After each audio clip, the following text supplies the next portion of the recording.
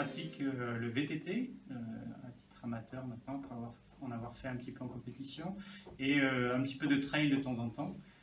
Donc parmi les conseils qu'on peut formuler aux coureurs qui s'engageront sur le VVX, c'est de s'y prendre bien en amont en termes de préparation, notamment essayer d'accumuler des séances assez longues pour se préparer à la distance de l'événement, mais ne pas négliger non plus des séances un petit peu intenses, puisqu'il ne faut pas oublier que c'est une compétition, donc que le but est d'arriver le plus vite au bout. Et souvent, dans la pratique du trail, on a tendance à accumuler des séances très longues. C'est vrai que ce n'est pas forcément les plus difficiles, c'est souvent les plus plaisantes parce qu'on voit du pays, on parcourt les chemins, mais il ne faut pas négliger donc ces séances, notamment des séances qui peuvent se faire sur piste ou même en nature, mais en essayant d'aller chercher des intensités assez élevées, ce qui est important pour la performance.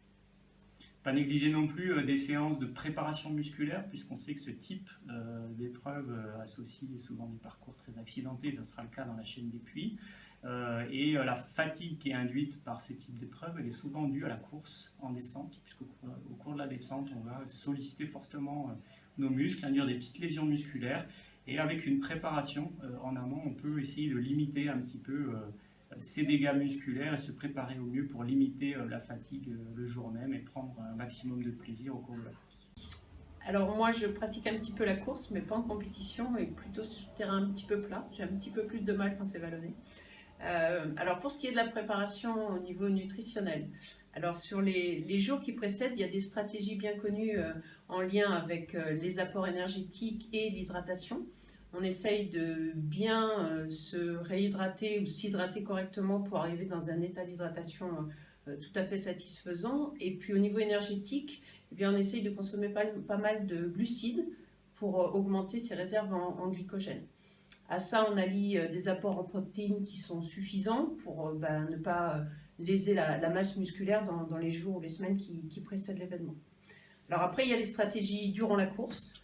Alors il y a des stratégies de ravitaillement qui sont extrêmement importantes, on ne peut pas les oublier, à la fois sur un plan énergétique et puis également au niveau de l'hydratation.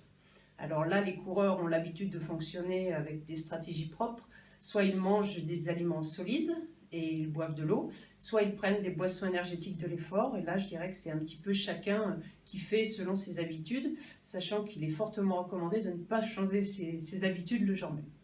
Je trouve assez intéressant de pouvoir effectivement proposer des manifestations qui peuvent concerner le trailer ou le VTTiste et sa famille, puisque souvent ce sont des sports qui monopolisent un petit peu du temps sur la vie familiale. Et donc si les coureurs ont bien suivi les conseils qu'on vient juste de formuler, ils devraient pouvoir aller se promener s'ils n'ont pas trop de courbatures dans les jours suivants, aller profiter des événements culturels et sauter au concert de clôture, je l'espère. Moi, je peux dire que l'épreuve, en tout cas, est intéressante parce qu'elle permet de partager à la fois un événement qui peut être familial et à la fois sportif de haut niveau. Donc, on a la rencontre de différentes personnes sur des objectifs qui sont différents. D'un côté, c'est l'activité physique contre la lutte contre la sédentarité et l'inactivité. Donc, on est sur un versant santé. Et puis, de l'autre côté, avec des athlètes qui peuvent être des athlètes de haut niveau, voire de très haut niveau, on est sur de la performance. Donc tout ce petit monde se réunit le même jour sur quelque chose de festif et ça c'est bien pour donner l'envie à tous de pratiquer et de montrer également que le sport performance peut être aussi un élément santé.